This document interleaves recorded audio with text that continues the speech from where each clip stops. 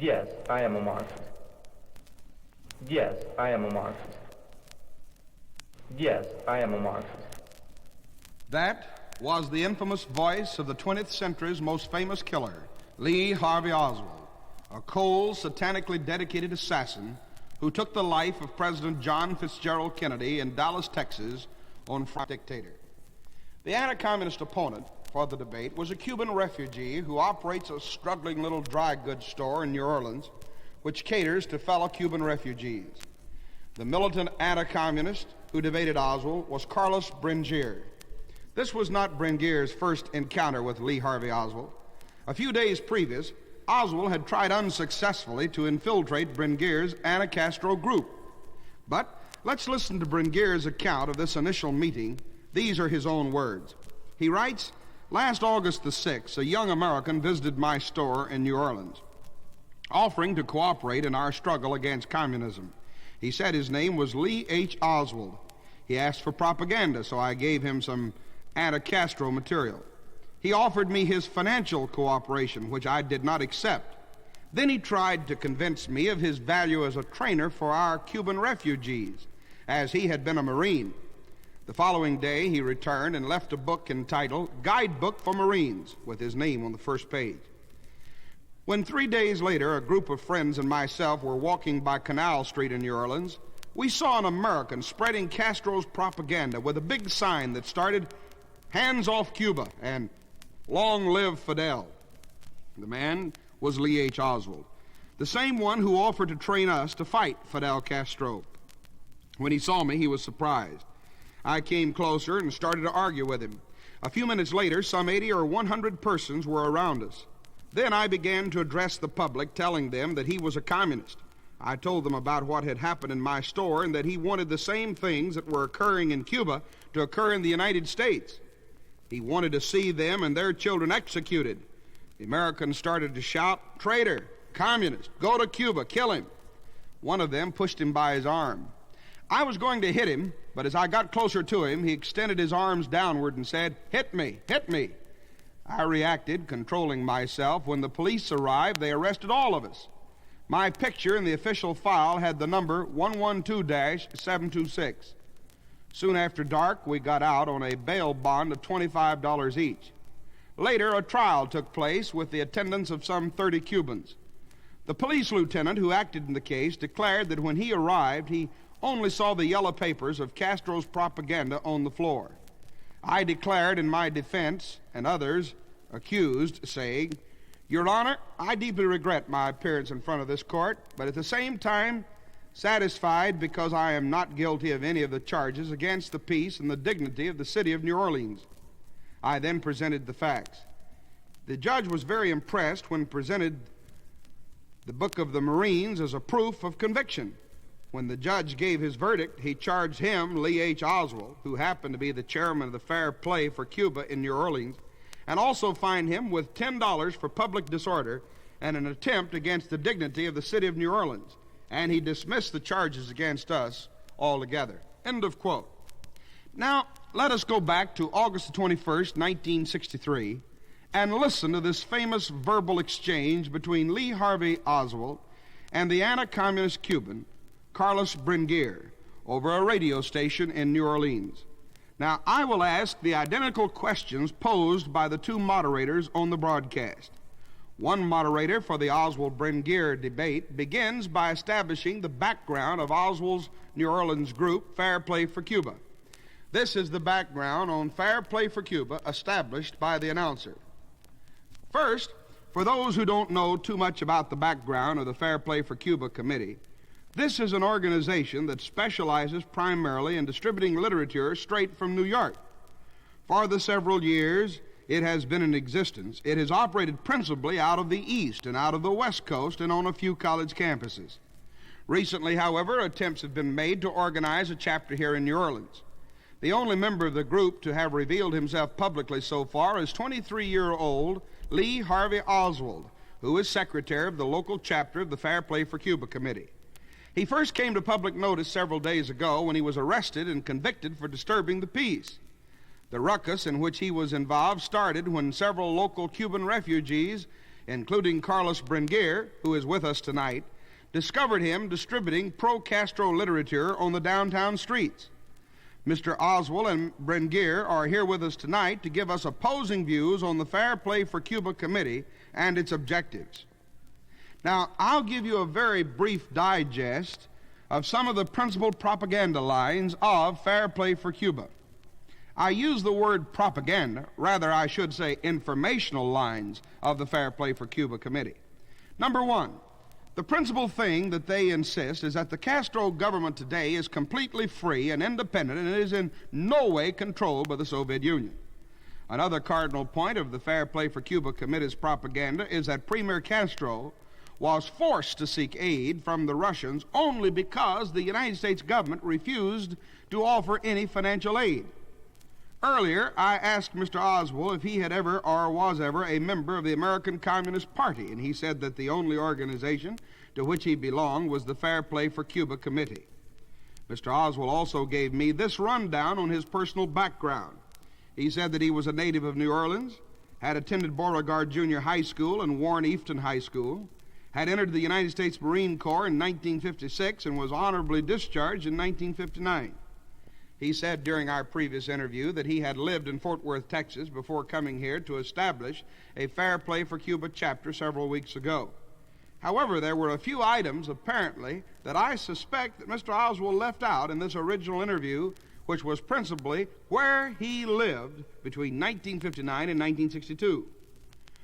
Now, some newspaper clippings have been brought to my attention, and I also found some through an independent investigation, Russian newspaper clippings, to the effect that Mr. Oswald had attempted to renounce his American citizenship in 1959 and become a Soviet citizen. There was another clipping dated 1962 stating that Mr. Oswald had returned from the Soviet Union with his wife and child after having lived there for 3 years. Mr. Oswald, are these correct? That is correct, yes. You did live in Russia for 3 years. That is correct, and I think the fact that I did live for a time in the Soviet Union gives me excellent qualifications to repudiate charges that Cuba and the Fair Play for Cuba Committee is communist controlled. Mr. Brenguer, perhaps you would like to dispute that point. I want to know exactly the name of the organization that you represent here in the city, because I have some confusion. Is Fair Play for Cuba Committee or Fair Play for Russia Committee? Well, that is, of course, very provocative and question. I don't think it requires an answer. Well, I will tell you why. Because before the communists take over Cuba, Cuba was at the head of Latin American countries, and I can show you that in Cuba, in 1858, every 37 persons had an automobile, and in Russia was 200 persons for one automobile. In Cuba was 6 persons for one radio, and in Russia was 20 persons for one radio. In Cuba was one television set for 18 persons, and in Russia was 85 persons for one television set. And in Cuba was one telephone for every 38 persons, and in Russia was one telephone for every 580 persons. Cuba was selling the sugar in the American market and was receiving from the United States more than $100 million a year over the price of the world market, and the United States was paying to Cuba that price in dollars. Right now, Cuba is selling the sugar to Russia. Russia is paying to Cuba 80% in junks, in machinery from Russia, and 20% in dollars.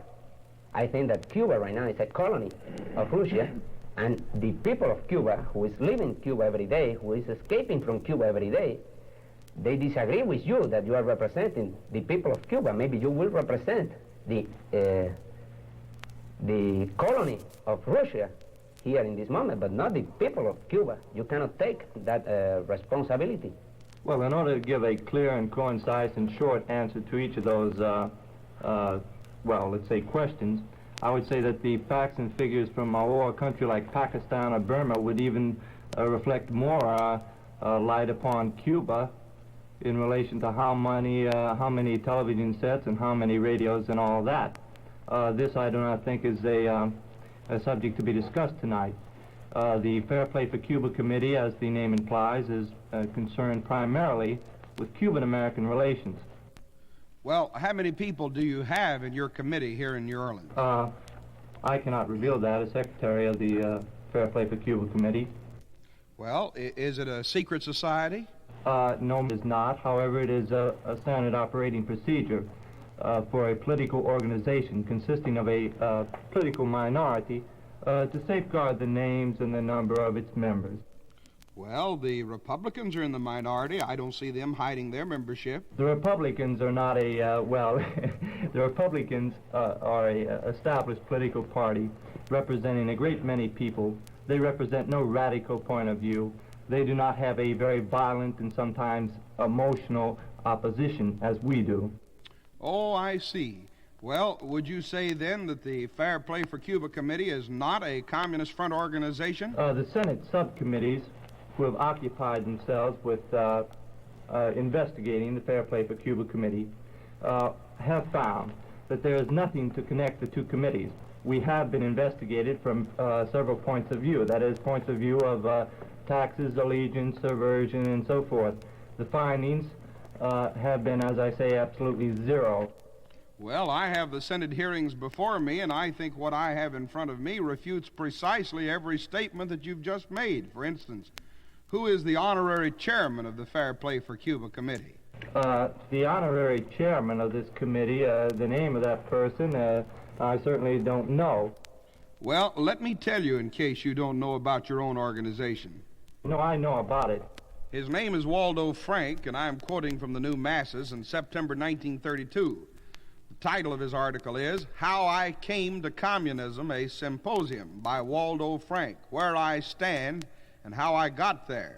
Now, let me ask you a second question. Who is the secretary in the Fair Play for Cuba Committee, the national secretary? Well, we have a national director who is Mr. V.T. Lee, who has recently returned from Cuba, and because of the fact that the United States government has imposed restrictions on travel to Cuba, he is now under indictment for his traveling to Cuba.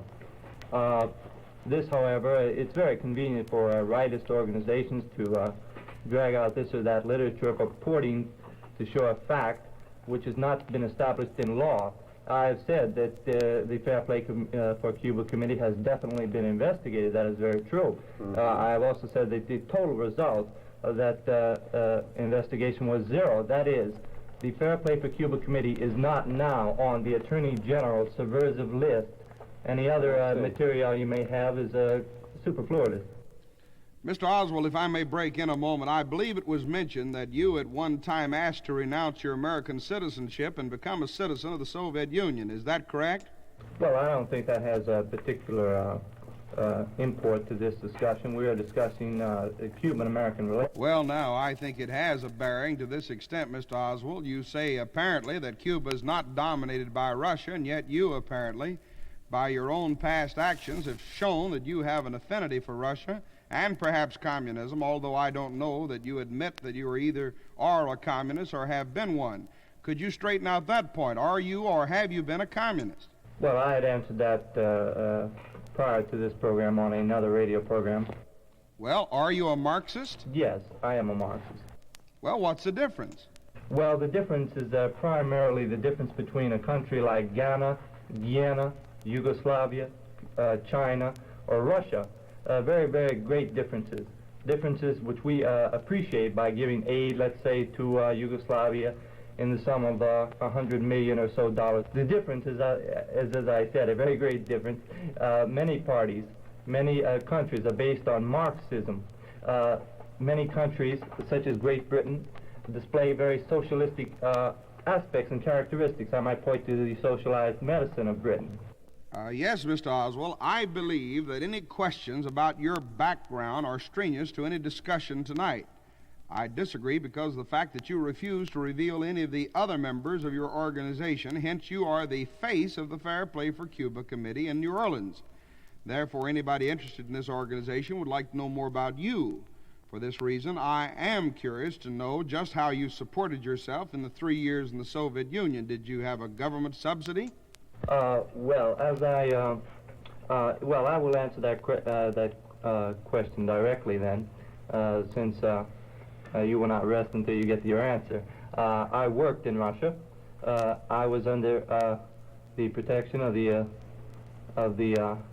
that is to say, I was not under the protection of the American government, but that is, I was at all times considered an American citizen.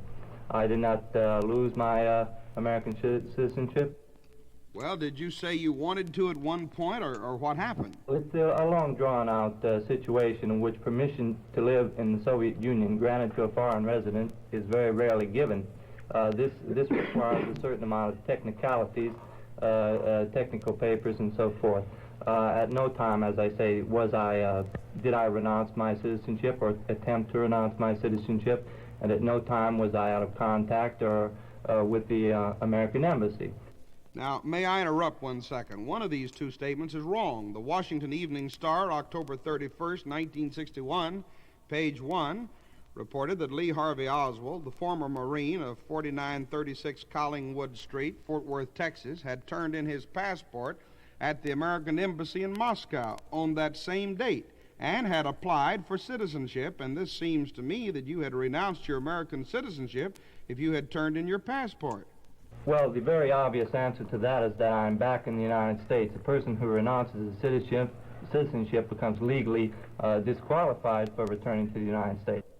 Right, and Soviet authorities, this is from the Washington Post and Times-Herald of November 16, 1959, Soviet authorities have refused to grant, although they had informed him that he could live in Russia as a resident alien. What did you do during the 2 weeks from October 31st to November 16, 1959?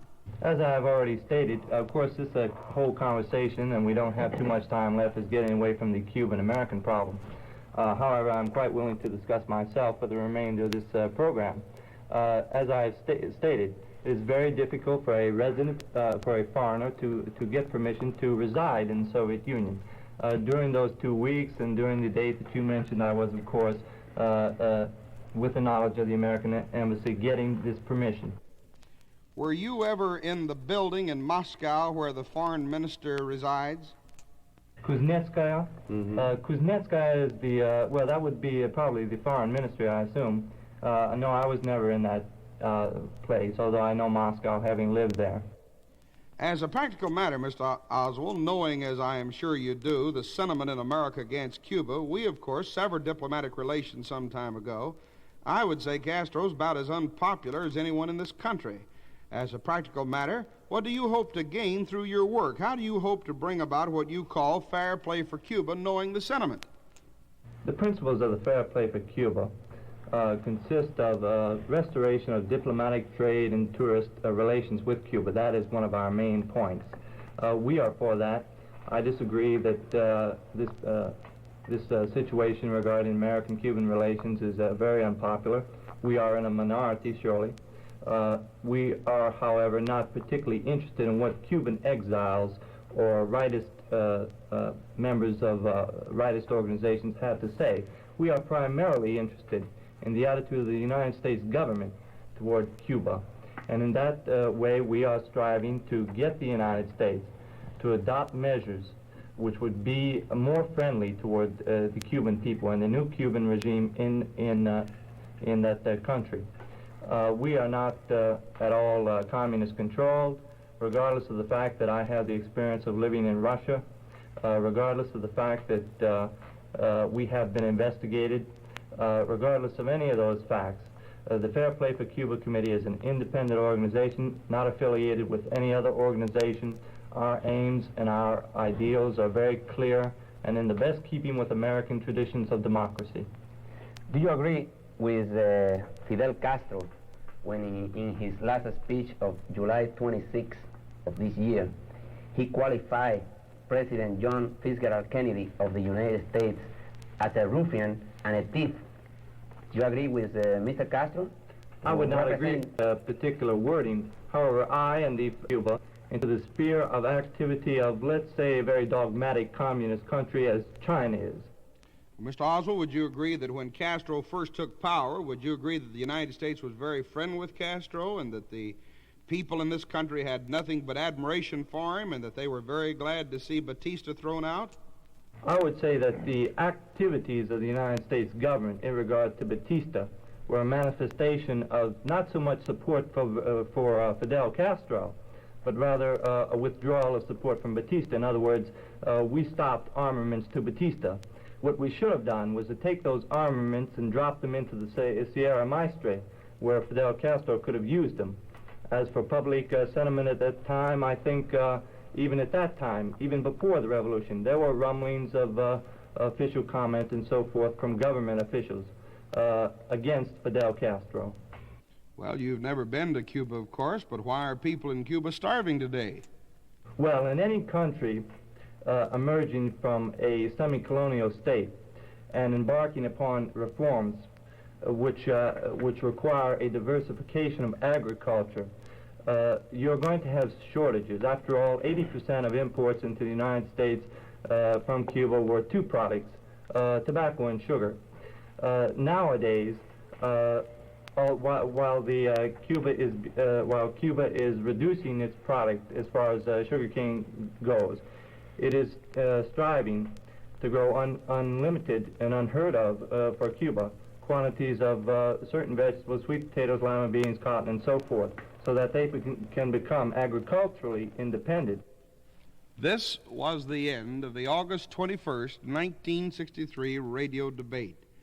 Oswald cleverly avoided discussion of his stay in Russia, the renouncing of his American citizenship, and the mysterious events surrounding the granting of permission by American officials in Moscow to Oswald so that he might return to the United States.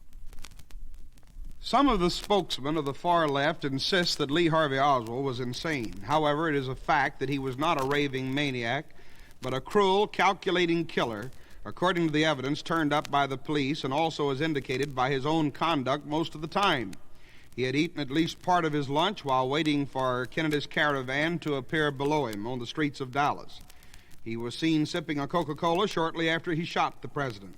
Police stated, according to Newsweek magazine, December 9, 1963, that Oswald was in full possession of his mental powers. We're not denying that he was warped in his thinking. It may be that his hatred toward others helped condition his mind for the reception of communism, and as a Marxist, he was certainly out of touch with reality, for Marxism as a philosophy of life is a perversion of reality. Some have felt that since Oswald denied that he was guilty of the assassination, that there is therefore grounds for doubt that he was guilty. Al Capone never pleaded guilty to being a gangster, and he was not jailed for being one, but for evading income tax. According to the police and the evidence which has been made public, Lee Harvey Oswald, 1, was a communist, 2, was an expert marksman in the Marines, 3, had lived in the Soviet Union and renounced his American citizenship, and 4, had applied at the American Embassy in Moscow for a passport to return home, having being loaned money by Ambassador Llewellyn Thompson in the amount of $450 in order that he might come back to the United States with his Russian wife. Llewellyn Thompson is now assistant to Dean Rusk, Secretary of State. The question in a lot of minds is, did Castro ask Lee Oswald to assassinate President Kennedy? According to the New York Times, November 25th, 1963, Castro denied that he had anything to do with it. However, we know that the denial of a communist is not sufficient grounds on which to base a conclusion. Gromyko lied to President Kennedy concerning missiles in Cuba, even though he must have known that Kennedy knew that Gromyko was lying. To the communists, any lie is the truth if it helps communism. Although we do not know at this point whether or not Castro ordered the assassination of President Kennedy, anyone who has studied communism, and also Castro, knows that he would not hesitate to do it if he thought he could get by with it and it would serve the cause of communism. In the November 25th, 1963 issue of the Richmond News Leader, the editors reveal what many respected Americans believe concerning President Kennedy's assassination. I quote, "Although we live in an age of international assassination, it will be difficult to uncover the ramifications of the plot. There is no reason whatever to believe that the United States are immune to the international communist conspiracy. The prime suspect, in our opinion, is not Khrushchev, who was already making good progress toward his goals of burying the free world. The finger points to Fidel Castro, an old hand at assassination. While at the University of Havana, he wove the nets in 3 or 4 assassination plots. He wove them again at Bogota. In August of this year, as Castro rode through one of his provinces in an open jeep, a bullet meant for the tyrant was stopped in the flesh of a bodyguard. Castro accused the American Central Intelligence Agency. 2 weeks later, he recovered his composure to talk to reporters at a reception in the Brazilian embassy. Every American who mourns our president will want to read the dispatch as it appeared in September 8th, Associated Press from Havana. Quote, Prime Minister Castro said Saturday night, United States leaders would be in danger if they helped in any attempt to do away with leaders of Cuba. Bitterly denouncing what he called recent United States prompted raids on Cuba territory, Castro told a reporter in an impromptu interview, we are prepared to fight them and answer in kind. United States leaders should think that if they are aiding terrorist plans to eliminate Cuban leaders, they cannot themselves be safe. If there is any doubt what leader Castro had in mind, a United Press reporter at the same interview centered almost entirely on Castro's hatred of the late President Kennedy. Quote, President Kennedy is the Batista of his time and the most opportunistic American president of all times, Castro said. Kennedy is a hate monger, a member of an oligarchic family that controls several important posts in the government. Kennedy is thinking more about re-election than about the American people, end of quote. Now, after the assassination of Dim and his brother, upon which the U.S. smiled, to say the least, there is every reason to assume that Castro reviewed his position. The parallel with the assassination of Trujillo in the Dominican Republic is too close, and the Central Intelligence Agency left too many clues around. Certainly, the Prince of Cambodia had second thoughts about the CIA and his own neck. Castro was rapidly approaching a crisis. The Soviets were withdrawing troops and aid. There were well-founded rumors that Averell Harriman's deal between Washington and Moscow dealt Castro out. On Monday, the late president spoke in Miami and offered to help the Cuban government, any sort of government, if foreign domination were thrown off. It was an open invitation to do away with Castro. Now, a trip through the Fair Play for Cuba Committee, of which Lee Harvey Oswald was an officer, is a trip through the sewers of the liberal left in the United States. In the hearings before the Senate Internal Security Subcommittee, there appears a parade of communists, Trotskyites, socialists, bleeding hearts, pacifists, and pious pornographers. On September 9th, the very day that Castro's threats against the president were being reported, Senator Barry Goldwater of Arizona pleaded before an audience in Cleveland, the radical left poses an immediate and serious threat close to the government of the United States. And here is where we must concentrate our attention and attack. Back on March 30th, 1961, Senator Thomas J. Dodd, Democrat of Connecticut, spoke of the American newspapers and their determination to crush the John Birch Society.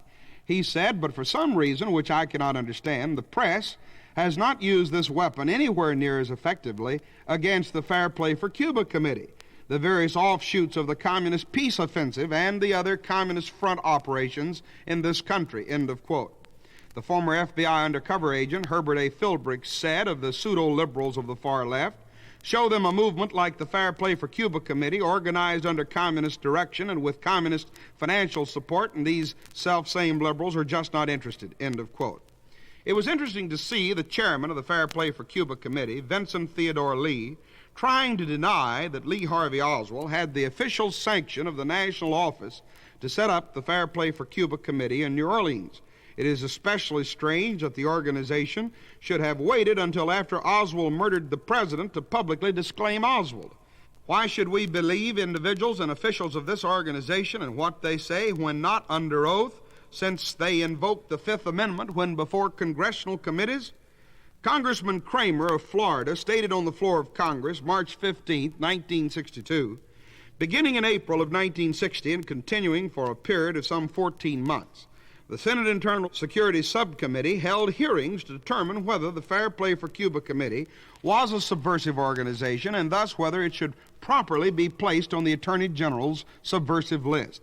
Imagine my continuing surprise and consternation to learn that the Attorney General has not yet seen fit to list the Fair Play for Cuba Committee as being subversive, in spite of overwhelming evidence to the contrary produced at the several hearings by the Senate subcommittee. Indeed, I ascertained a certain amount of misguided feeling that this group of rabble-rousers had gone underground after Fidel Castro made his open announcement that he had formally embraced communism, and I seemed to gain the impression that the Department of Justice might feel that there no longer remained any need for being apprehensive about what the Fair Play for Cuba Committee has recently been up to. I detect this feeling among those who should be chasing communists instead of forgetting about them." End of quote. As a result of the hearings by Senator Eastland's Senate Internal Security Subcommittee, it was proven that the Fair Play for Cuba Committee was born in the spring of 1960. One of the top men of CBS News, Robert Tabor, and another man named Waldo Frank put together the Fair Play for Cuba Committee. Waldo Frank, incidentally, as far back as 1932, wrote an article for New Masses magazine entitled "How I Came to Communism Symposium." Congressman Kramer said that Robert Tabor duped the Columbia Broadcasting System and the network was used for Castro public relations in the United States, which resulted in picturing Fidel Castro as a regular salt of the earth. Another CBS newsman also associated with this communist front was Richard Gibson. After terminating his services with CBS News, CBS thought well enough of Gibson to send him to Columbia University in New York on what is known as a CBS fellowship. Soon after he arrived on the campus, Columbia University found itself with an active, full-fledged chapter of the Fair Play for Cuba Committee. Soon after the committee had been formed in New York, Tabor placed a full-page ad in the New York Times, headlined, "What is Really Happening in Cuba?" which of course supported the position of Fidel Castro.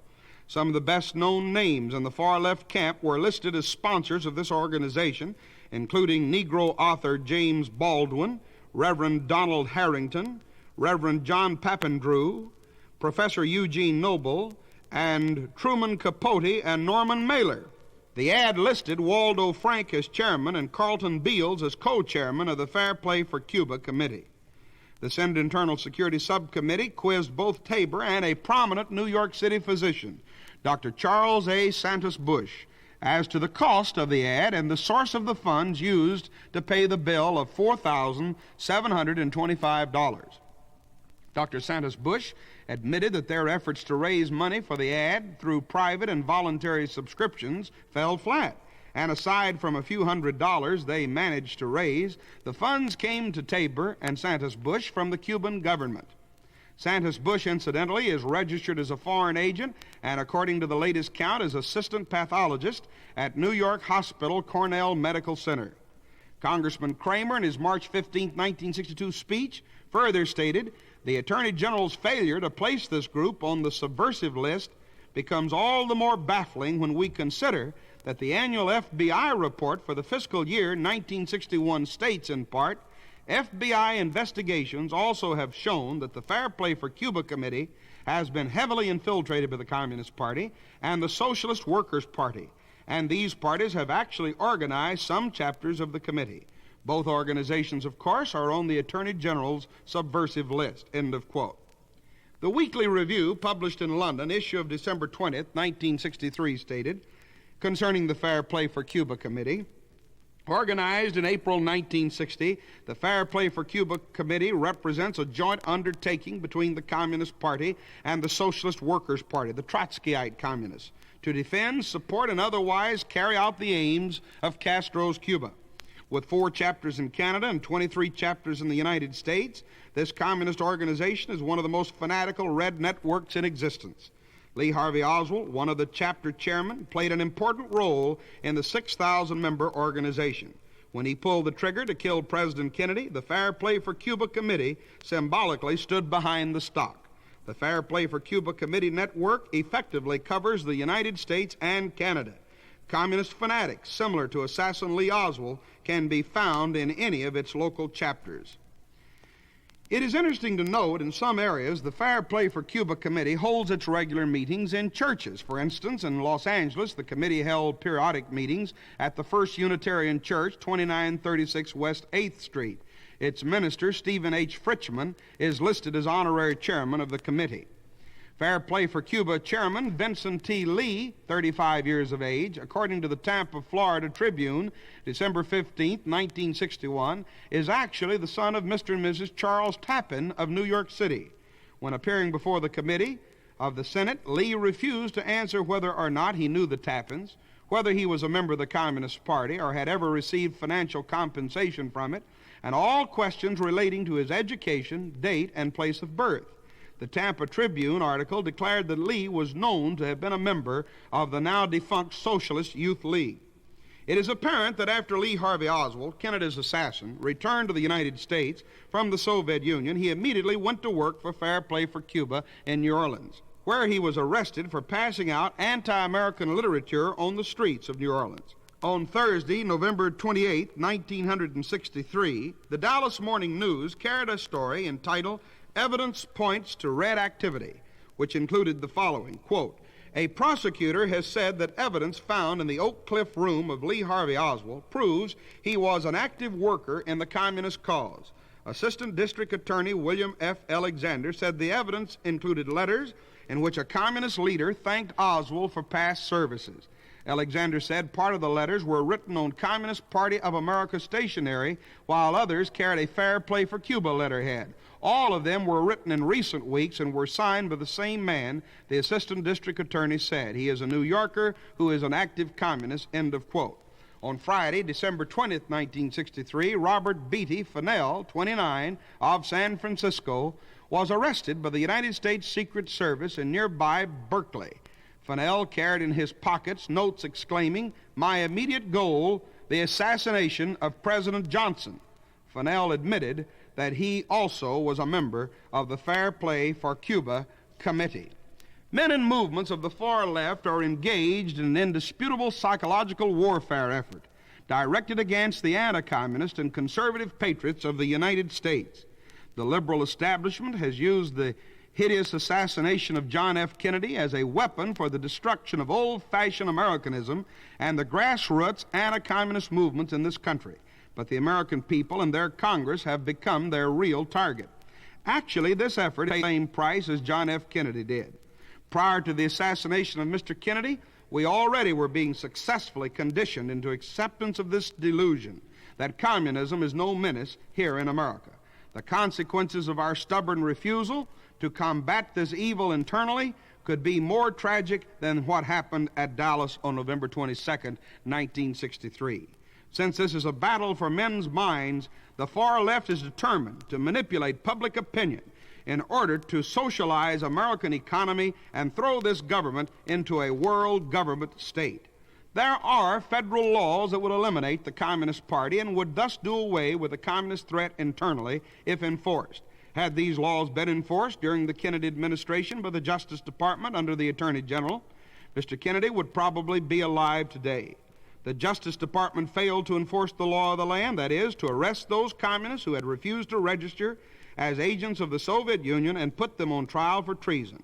Under the law, according to a decision of the United States Supreme Court, Communist Party members were supposed to register as agents of the Soviet Union by November 20th, 1961. The officers of the Communist Party were supposed to register by December 1st, 1961, and all the ordinary members of the Communist Party were supposed to register by December 20th, 1961. Although their deadline ran out 2 years ago, the Justice Department made no arrests or individual indictments of Communist Party members across the country. Since there is no doubt in anyone's mind that the assassin, Lee Harvey Oswald, was a communist, having lived in Russia, having renounced his American citizenship, and having been arrested for communist activities upon his return to the United States later, he would have been arrested, tried, and by this time jailed, and would not have been free to assassinate the President of the United States. So then, the failure of government officials, whoever has the responsibility to enforce the law, is responsible in part for the death of the President of the United States.